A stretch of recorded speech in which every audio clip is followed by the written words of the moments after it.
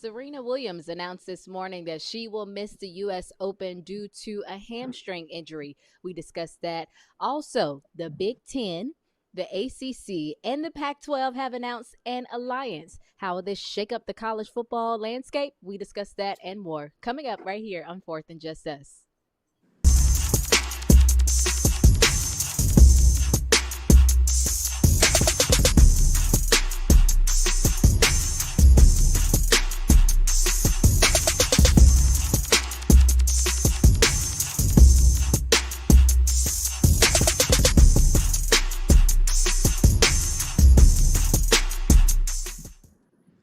Welcome to Fourth and Just Us, everyone. So glad that you decided to come join us again for another Wednesday morning conversation where we intersect race, politics, and sports. Larisha Harris here alongside Kevin A.D. Anderson and Dr. Leonard Moore. Again, we have so much to discuss today, but we want to remind you that the views on this show are strictly our own. They do not represent any other entity or any other person. They are strictly our own.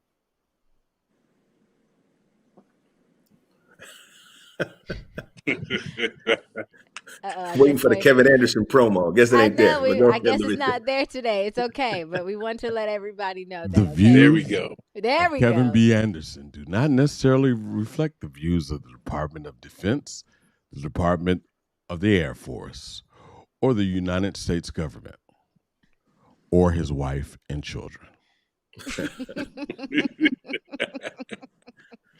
Also want to remind everyone. Yeah, we got jokes all the time, Kevin. Come on, man. You know we got to throw it. But we want to remind everyone, wherever you're watching us, whatever platform that you're watching us on, make sure you like us if you're on YouTube.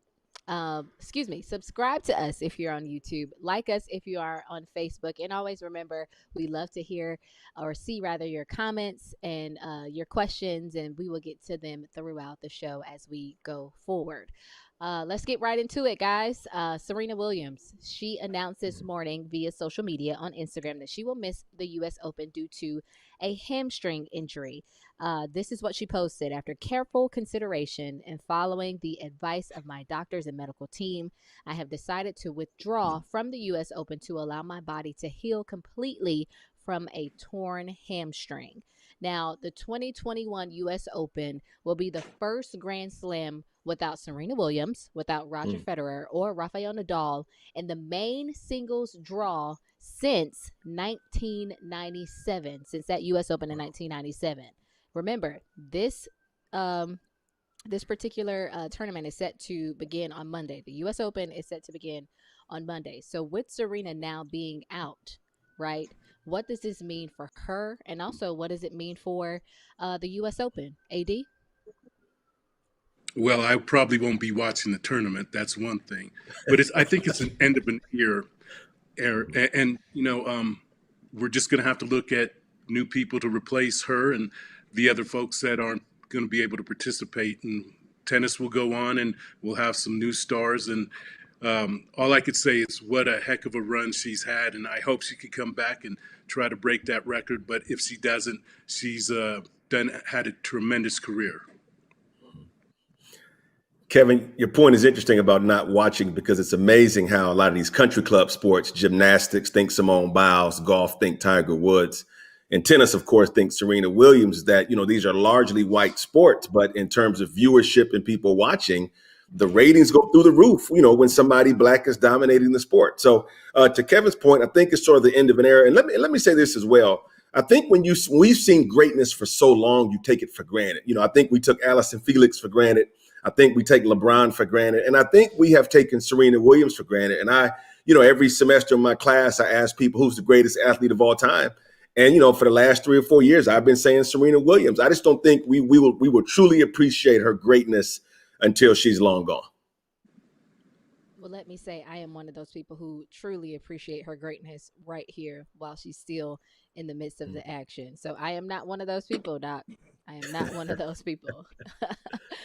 Moving on now to a conversation that we actually started last week, and we put our notes out there about what was going to happen. Talking about Sha'Carri Richardson and her return to the field since she was, of course, disqualified and failed a drug test that led her to missing the Olympics. She returned to the track for the Prefontaine Classic again that took place over the weekend, but it was not the result that she was hoping for. In the 100 meters, she actually finished last. She finished last, and remember, she was going up against the three women who won the titles, won the different medals at the Olympics. So after initially watching this race, I definitely text you all and said, I told you so. That's number one. But secondly, were you expecting her to finish last, Doc? No, I mean, not really, but I knew she was going up against grown women, and I think, when it comes to track and field, particularly the sprints, I think Americans have this sort of arrogance. And I think, on the men's side, people felt that, Bolt was done so we could rack up on the sprint medals on the men's side. And I think some of that carried over to the women's side. And we have to remember that just because she won the U.S. Olympic trials does not mean she was, one of the top 2 or 3 in the nation. So she went up against some hungry sisters and they gave it to her. So, AD, what do you think was, or what could have caused her to have fallen so low in this race? It's hard to say because all these competitors, they have good days and bad days, and that was one of her bad days. I mean, we saw where she won, and she won handily before she was suspended. It's one of those things being an athlete. I believe, though, that the issue is not her performance, but what happened afterwards and how she conducted herself during her interview. I think that's what people are concerned about. And, she is who she is. And who is responsible for that? And the way that she conducted herself, some people didn't see a problem with it, others did. So, I mean, to each their own, and that, hopefully she can recover and she can compete. But, I mean, the Jamaicans and the world is catching up with us in everything. I mean, look at basketball, soccer, they've dominated, and even the Japanese won in baseball in the Olympics. So, I mean, and that's Americans' game. So the world's catching up with us. So who do you think is responsible for her after performance interview? Let me say this, and Kevin knows this, universities have to do a better job at preparing their star athletes, for the fame that is to come. And I think a lot of young athletes, young professionals in particular, they don't realize that the media does not like you. The media doesn't care about you. The media is trying to sell views and clicks, and what we saw was that the media pumped her up. But then the minute, she, after the interview, started using some profanity, you know what I mean? People sort of turned on her. And my thing is that the folks at LSU, you've got to mentor her. You got to help her build a team, right? And you got to prepare her. And my fear is that Sha'Carri has adopted this Mia Sha'Carri versus everybody deal, and you can't do it. It's too many forces going against you. So I just pray that she gets a good team around her because she's dynamic. But I think these are self-inflicted wounds, in my opinion. So you think LSU, the institution where she came from, is responsible for or played a role in her absolutely post interview? Absolutely. Too many coaches. I disagree with you on that one. Go ahead, Larisha. I have to disagree with you on that one because honestly, to me, it's those who are around her right now. I'm not saying that at one point LSU wasn't responsible. They were responsible when she was within their care. She's now a professional, and she has a whole team surrounding her. So whoever is surrounding her, whoever is supposed to be her media person, the person who's supposed to help her in all public relations responsibilities, that person is responsible for that post performance interview because they're the ones who are supposed to be working with her to help her in all scenarios. But let me give you this, Larisha. If I have an undergraduate, let's say, your son or daughter comes to Texas, right? And they work with me 30, 40 hours a week for 2 years. For 2 years now, I control all their time. Mm-hmm. If when they hit the job market and they out there acting a fool, the first thing you going to say, damn, Doc, you didn't help them out? Because and my issue, Larisha, is that the coaches control all their time. They spend so much time with them. So I'm just asking coaches, instead of spending 20 hours a week just all on performance, Can we get an hour or two just on professional development and media training? That's all I'm suggesting, Larisha. Okay, I understand your point, but I still think whoever is her public relations personnel, or media relations personnel is also responsible for how she um, performed or presented Right. herself afterwards. But we Does also she can't put have the one? blame. But we also, that's what I was going to say. We can't put the blame completely on that person either, because she has to take responsibility for how she presented herself as well. That's true. Yeah. So Good point. we can't put it totally on that person, but it also is that person's responsibility, if she does have one, to help her be prepared for situations such as that.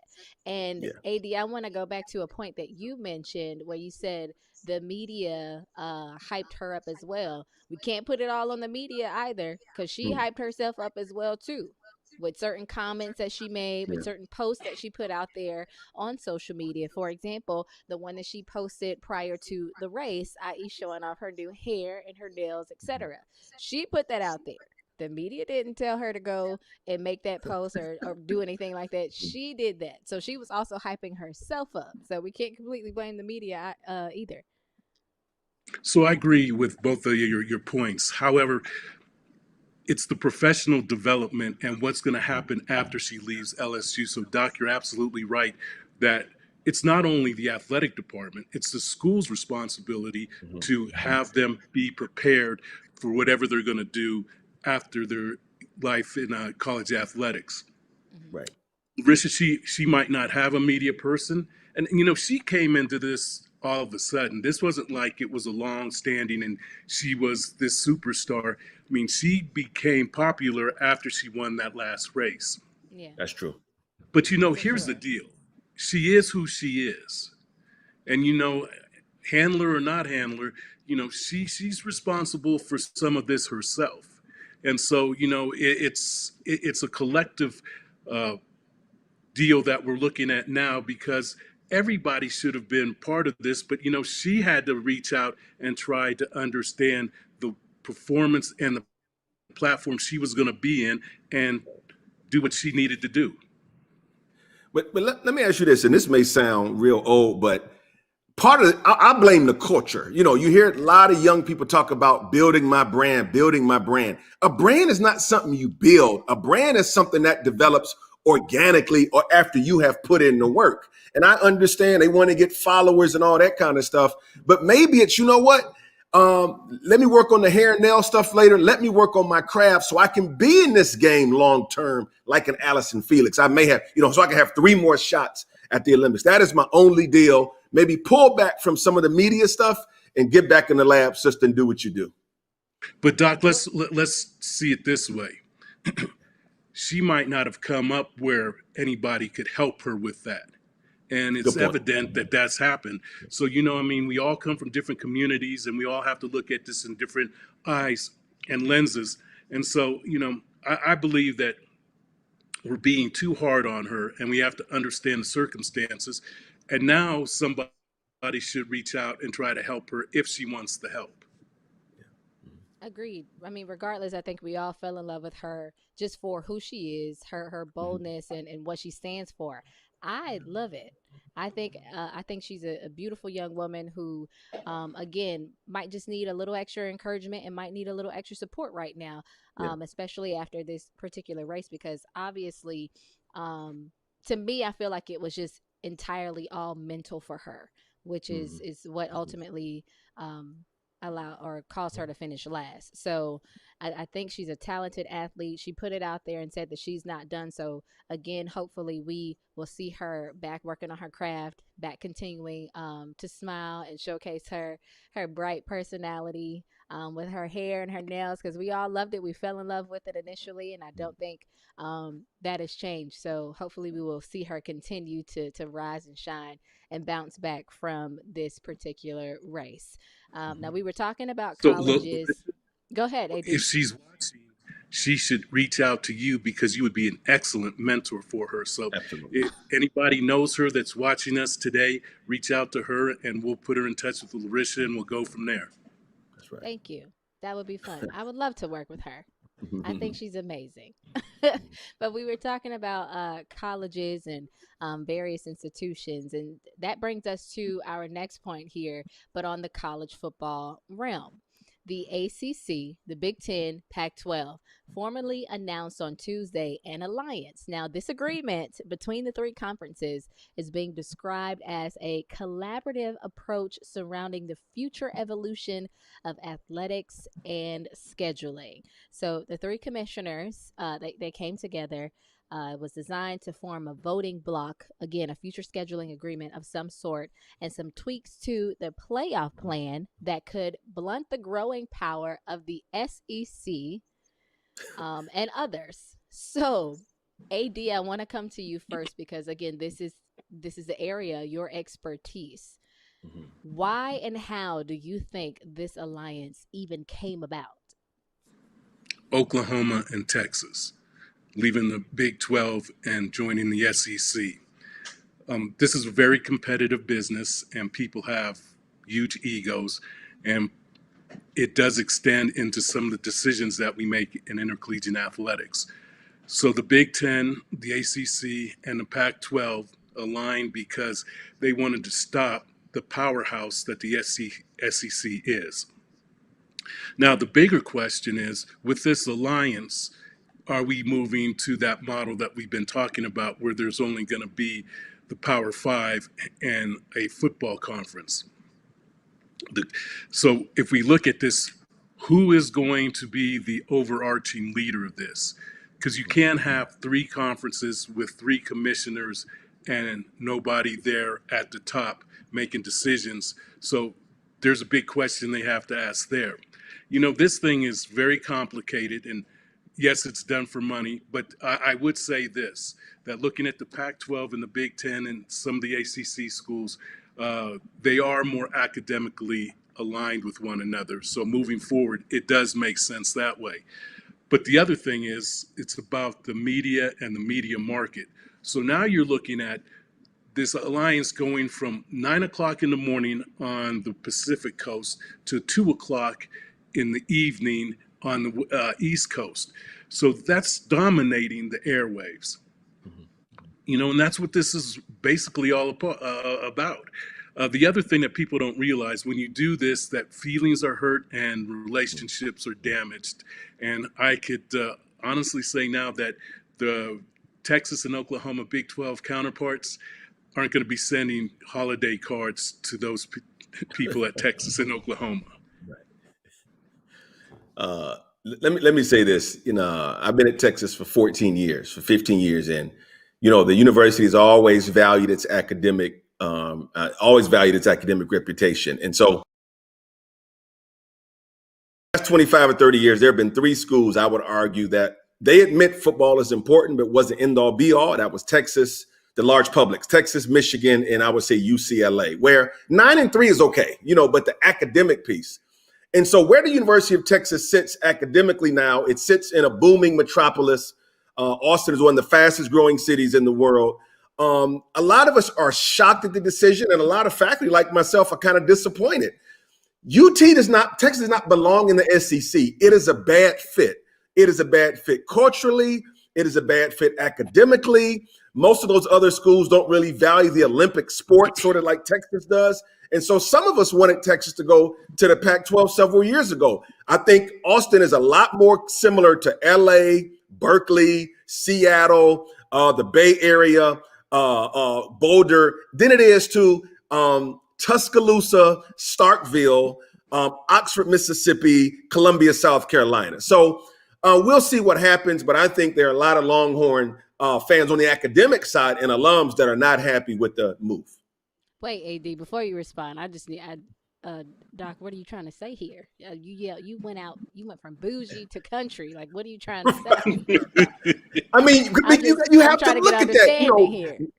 When I go teach tomorrow, Larish, I got 51,000 nerds at university. Average SAT score well into the 1400s, right? And so it is just a different kind of place. Austin is just different. Tesla's bringing 10,000 jobs here. Apple's about to bring another 6,000 jobs. So this place is more akin to Silicon Valley, quite frankly, than it is to Baton Rouge, Louisiana, Fayetteville, Arkansas, just to be honest with you. And I just think it's a bad fit. And Gainesville, Florida, it is just a bad fit, Larisha. And I know you're a diehard Gator, it's all good, but it's just a Wait bad a fit minute. from some of our eyes. You know what? It's okay. People from the country know how to adapt in the bougie city realms as well. That's all I'm trying to say. Right, right. That's all I'm trying to Gotcha. say here. So I'm trying to understand, Doc, what you're trying to say, that SEC, those aren't academic schools? I think the SEC for the longest has been win at all costs. And all I'm saying is that Texas has never been that. It is never win at all costs. It was, we go 9-3, we'll make a run every 8 or 9 years at the national championship, because they spent so much time. The University of Texas spent so much time trying to separate itself from its southern counterparts. We're not Ole Miss, we're not Alabama. We're different. Yeah, we're in the South, but more Austin is like this oasis in the state of Texas, right? Very, very liberal in orientation. And I just think now but here's the thing, that SEC ain't no pump. We all know that. You got to come with it in that conference. And it was funny. One of the brothers wrote a column and he said, for all y'all UT, white Longhorn fans who used to sending your kid to Texas to play football as a walk-on or something like that, them days are over. But Bomani Jones said, you can't find a white football player in the SEC. So it's going to be interesting, and the competition is going to be ratcheted up several levels. So, hey, Doc, why do you think Texas went to the SEC and not to the Pac-12 or not to the Big Ten? Because you're absolutely right. Their academic profile and their sports performance profile fits more towards those conferences. Can I be honest? I think it's the Trump factor.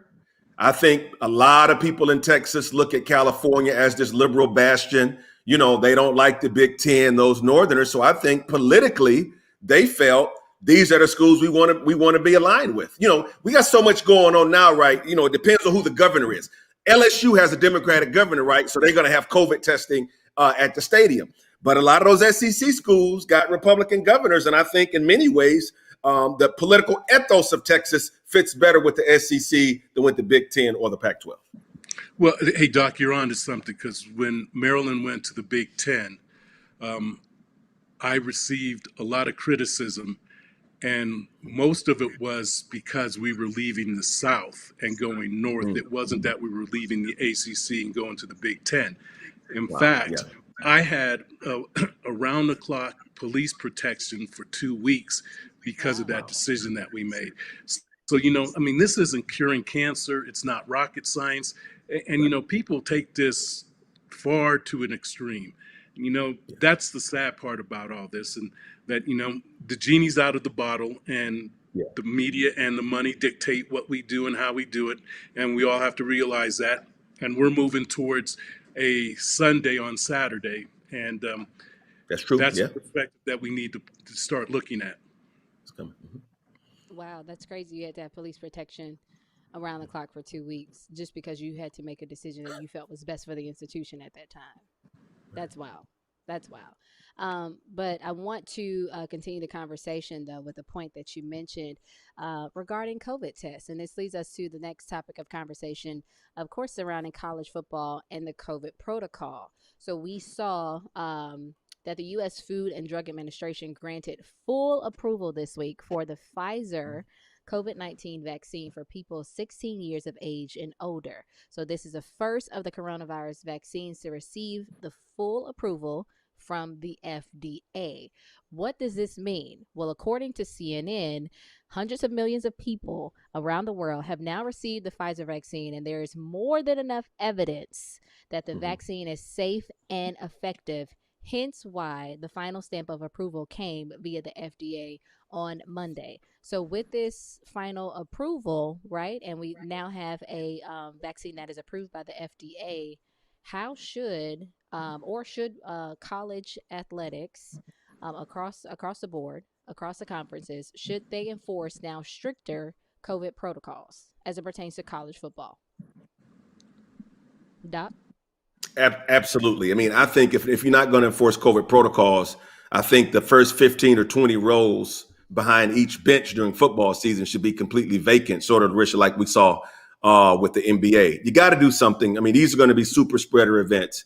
And my thing is, if people want to come out and put themselves in jeopardy with no mask, don't want to get vaccinated, you have all the right in the world to do that. However, you do not have the right universities to put student athletes in jeopardy by having fans sit close to them during these football games. AD. Well, hey, Doc, it goes further than that. There's athletes that are not vaccinated. And so now you put them in the same arena as those that are vaccinated, and, it just creates more of a risk. So it goes beyond just the fans, but, we all need to watch out and look after each other. I mean, we've talked about this before. This is a serious thing, and we're going back to where we were 6 months ago. And, it doesn't harm anybody to put on a mask. And again, as you just said, this has been verified now that this vaccine is safe. 50% of the country have not been vaccinated. And we see the death toll rising each and every day with this, again, going back to where we were 6 months ago. So, one of the stadiums said that they were going to check and see if people are vaccinated. That won't happen because you're not going to stop everybody and look at their vaccination card, because you'd have a line a mile long waiting to get to the stadium, and you'd have a lot of upset fans. So if they're saying that they're going to check everybody's vaccination card, somebody's smoking crack. At least they're going to try to do something.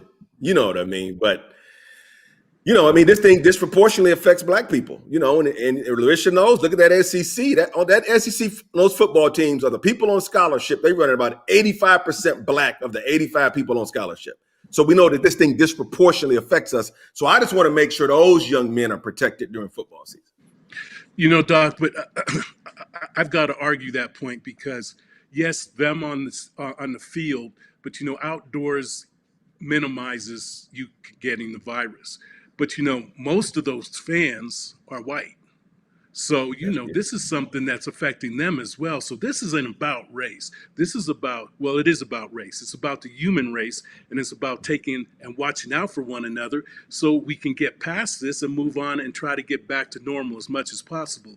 And, that's the sad part about all this is that people don't realize that, we're all in this together, and that, we just put on a mask and get a shot. Right. So I can say this as a person who is a reporter and will be covering college football. If you are on that field, you have undergone a series of strict enforcements, if that makes sense. For example, I cannot even be on the field if I, don't have a COVID test or a vaccination. Wow. And that's just the rules, honestly. And again, it varies across the conferences, across the schools, but there are schools who are still requiring us to take COVID tests before we get there, and also a rapid COVID test upon arrival at the stadium. So they are doing or have a lot of things in place to protect the student athletes that are on the field. Now, as it pertains to the fans, again, I think that's the question that has to be put out there for each school, each conference, because it does vary. Again, for example, I believe UGA might still be going forth with full capacity, whereas there are other institutions who they might have certain areas blocked off, and you can't have fans within a certain a distance or certain area of the student athletes. I'll give you an example. Last year, covering Pittsburgh at Heinz Stadium, I couldn't even be on the field because they had that sort of protection over their student athletes because they wanted to ensure that nothing happened. I had to walk around at the very bottom of the stand area. Remember, they play in the professional arena. Right. They share that with the Steelers. So that was my area. And then again, no fans could be within a certain amount of feet within me. So there are certain institutions and schools that have strict COVID protocols in place to protect their student athletes and to ensure that they aren't doing anything to spread the virus and keep everyone safe and protected. So I wanted to make that point. So, Richard, you're absolutely right, because most conferences, if not all conferences, have locked down the locker room. Before COVID, recruits would go in, different people would go in the locker room. Now, if you're not vaccinated and have a mask, and even if you are, you're not getting in there unless you're a player, a coach, or one of the staff's members that works directly with the team. Right. So, intercollegiate athletics is doing everything they can to protect the athlete. Although, as Leonard, you pointed out, people in the stands not being vaccinated or not wearing masks exposes everybody. And now you bring in 80, 90,000 people from across the state in one place, mixing in with the student body and all the tailgating and all of that. These are super spreader events. And I just think we're at the point, and my wife hated when I say this, where we're going to have two groups of people, those that are vaccinated and the unvaccinated people. And I think, and my thing is this, the vaccinated people shouldn't be punished for people who don't want to get the vaccine.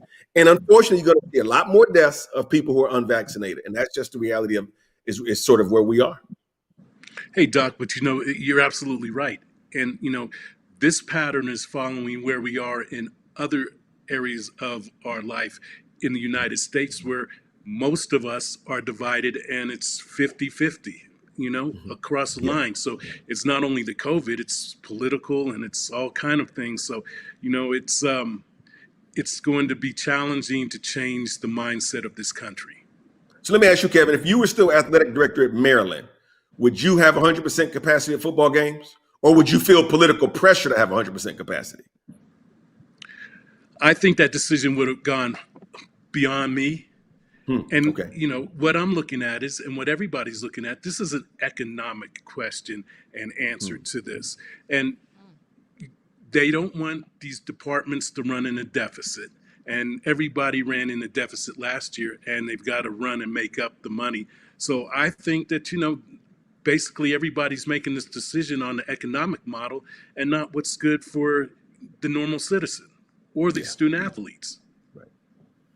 But so do you think that the institutions should receive some sort of I can't find the right word that I'm looking for, but they put that disclaimer out there. And I remember a lot of institutions doing it last year when they did start allowing fans, back into the arenas at various places. They put the disclaimer out there, that they aren't really responsible for anything that happens if you choose to personally decide to come and be a part or sit in the stands to watch a game. Should we credit colleges, for putting that disclaimer out there and then just leave it up to those who make that decision to still come to the games? So, Larissa, the answer would be is that each and every institution works amongst guidelines that are dependent on the institution. Mm-hmm. And so it's just like another example. When the NCAA was looking at how could they have better diversity and inclusion and how they could go around hiring minority coaches, it was said that we can't force or have a Rooney rule because each institution is to itself, and so we can't dictate that. So, when it's convenient, that's the answer. So, until we get better leadership, and my colleagues are going around anonymously criticizing the NCAA and the presidents. It's going to take some people that have courage to stand up and be recognized and have their face in the media or whatever it is and say, we need to change this. And we need to change it in a way where it's more productive for the student athlete and it's better for intercollegiate athletics. And until we do that, nothing's going to change or it's going to get worse. Personally, I have a good relationship with Mark Emmert, but I think that his leadership has passed its prime and that it's like elevator music. Nobody's listening to him anymore. And, he tried to in the very beginning when he had to make the decision about Penn State, and I believe he made the right decision.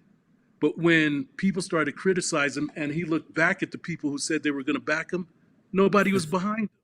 So, they criticize him and everybody else, but I believe until they give somebody more power in that position and you have strong presidents behind them, we're not going to see any change with any of this. Right. Understood. But this also leads us to our next topic, because this particular topic is still surrounding COVID-19 and whether a person decides to get vaccinated or not. But this particular topic comes from someone I think neither of us expected it or anticipated or even foreseen it to happen or come from. Layla Ali, the daughter of boxing legend Muhammad Ali, got herself into a heated predicament a little bit on Instagram when she posted. It's now, I believe, deleted, but it was a lengthy note detailing why some folks might be hesitant about receiving the vaccine or masking up to protect themselves. I won't read the entire stance that she posted, but I'll read some of it. And it says, people don't seem to understand that just because some folks don't wear masks, don't want the shot, and don't listen to the media or live in fear, it doesn't mean they don't believe the virus is real or think they can't get it. They know it was created to harm humanity. They simply choose to build up and trust their own immune system like they have been doing all their life. If they get it, they will deal with it. It's a God given choice. I know this kind of faith is impossible for some to comprehend, but lean not to your own understanding. This part out here. It says, before you claim they are putting others in danger, you should do your own research to learn if that's actually true. You can't change anyone but yourself, so do you. That message again coming from Layla Ali as it pertains to the COVID vaccine and wearing a mask. What is your message to Layla Ali after hearing and reading her post that she put out on social media? Doc? Completely irresponsible. When you have a platform, you got to be responsible with the platform. You know what I mean? She's not a physician, and Layla, miss me with the spiritual piece talking about people's faith. If you don't want to take the vaccine, if you don't trust it, you have every right not to do it. But please don't use your platform to try to convince people to see things your way, because those recommendations she gave can have deadly consequences. AD, what's your message to Layla Ali? If we want to get spiritual about this and we want to look at people's religion and their beliefs, I mean, I think with my knowledge of the Bible that Luke was a doctor. Is that correct? Yes. Yes. And so if we Yes. go back then and if we look at leprosy, and what he did was they were quarantining the leopards so it wouldn't spread. So it goes way back. So if you're spiritual and you believe in the Bible, then if you understand that, then she couldn't even make that comment. You know, Leonard, I'm with you 100% that if you don't have the expertise and you do have a platform, don't say anything if you don't know what's right and what's wrong, That's because right. there's a lot of people that will listen to her. And unfortunately, if we look at the health of America, which is challenged with heart disease and diabetes and everything else, you're putting people at risk that might listen to you and believe you, and they're the ones who Right. need the vaccination. And It's just crazy. Larisha, I don't know what it's like in your circles, but there are a whole lot of black folk who think like her. And these are well-meaning black folk. I told my boy, man, you ain't coming in my house without that vaccine. My wife got mad at me, but I just don't understand. So on one end, you got the Trump supporters who won't take it, but I said that was your boy. Trump said he developed it and he took it, but you saw when he was speaking a couple of days ago talking about getting the vaccine, they booed him. They And then on the booed other them. side, you got black folk who claim to be super woke, talking about I'm gonna drink some elderberry juice and all this other stuff. And it's like, really? So I'm at a loss. Kevin, I'm at a loss about why these black folk. And Tuskegee dealt with a withholding of the medication. If we want to go back to that, but I'm at a complete loss, Larisha. So the sad part about this is on the worldwide news the other day, they showed this woman who said if you take the vaccine and she got a flashlight out and she turned the room dark, that you'll turn purple. I mean, that's how crazy this is. But I mean, let's be honest. There's a lot of Americans that are ignorant to a lot of things, and they listen to their particular media outlet, and they believe everything that they're told. They don't read, they don't research, and so this is where we are now. Yeah. I just don't agree with the spreading of the conspiracy theories portion of it. Because again, like you all have both stated, there are people out there who might follow and really listen to certain individuals who do have a platform, but they might be a person who has underlying issues, um, Sure. and they might be a person who is considered high risk and might be in need of the vaccine. And so when you spread certain conspiracy theories without giving rather proven alternatives, that's the portion that I have a problem with. So for her saying that something was meant to harm humanity, when we've seen those who created the various vaccines put out there all the information, all the data needed for you to know and understand what it's, being put into your Mhm. body, how it's going to affect you, um, the different details, intricate details about it. How can you say that it's harmful to harmful to humanity, especially now Right. that we have this approval from the FDA, where Right. it's showing that hundreds and thousands of people have taken the vaccine, received it, and it's been effective. So that's a portion that I have a problem with, just the spreading of conspiracy theories without Yeah. giving proven alternatives to, again, help those people who might be truly listening to you who are considered high risk. Well, let's take it a Right. step No, further. And now it's affecting all these young people, and you have all these school districts that are requiring masks, and then you have these governors saying that I'll take money away from the school district and you if you have them wear the mask. And so now we're putting all these young people's lives at jeopardy. They can't make decisions for themselves. And so now, I mean, it's just so bad that, nobody cares about the human being. It's about what your political stance or what your belief is and everything else. This is about saving lives. Right. Rich, you brought up a good point about the conspiracy theories, and when you look at our history as Black folk, I like to compare these conspiracy theorists to the prosperity preachers, right? Because we've been mistreated throughout our life, because a lot of us have been low income. These prosperity preachers just come through and they basically pimp Black misery. That's what they do. Give me some money, you're gonna be rich, blah blah blah. And I think some of these conspiracy theories as well, they sort of pimp our experience because they know we have been the subject of some, of some bad medical treatments and things of that nature. But in 2021, to be spouting this stuff in a public forum is problematic.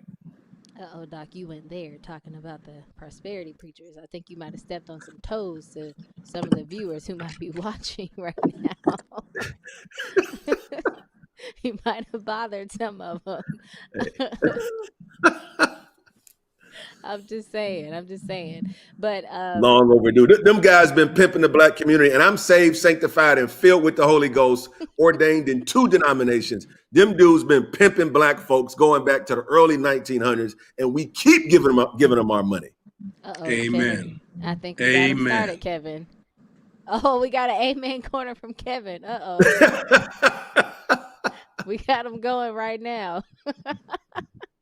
Well, we totally understand your perspective, Doc, as well as yours, AD, and I think the messages that you all gave are loud and clear as it pertains to Layla Ali. So, if you had to tell her to say another message or sit down and zip it, what would it be? Just be more responsible with your words. That's what I would say.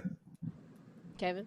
Turn off your computer and don't record or give a message out to anybody, and sit down and get a vaccination.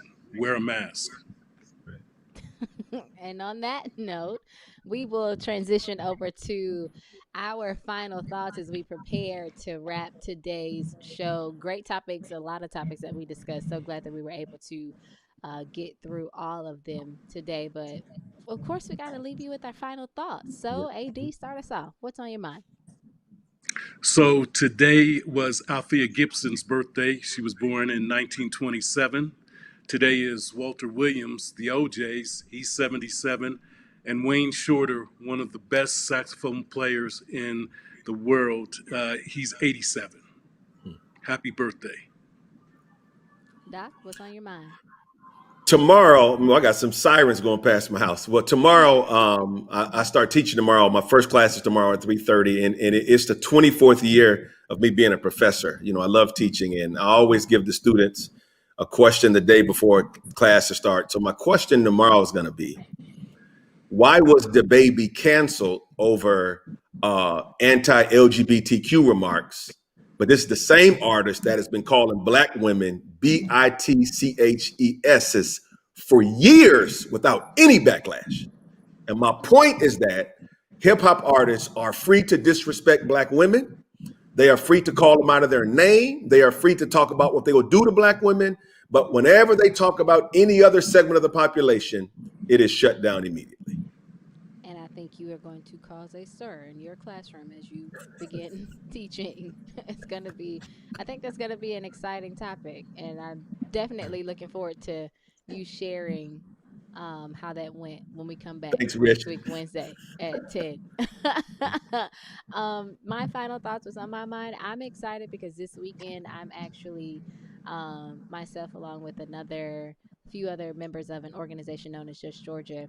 We are going down to Glenn County and taking a group of high schoolers from the Wow. area on a history trek through Brunswick, Georgia, Glenn County, as well as Chatham County in Savannah, Georgia. So we are going to take them to memorials. Of course, everything is safe. We have proper PPE, COVID tests, everyone, vaccinated, all that good stuff.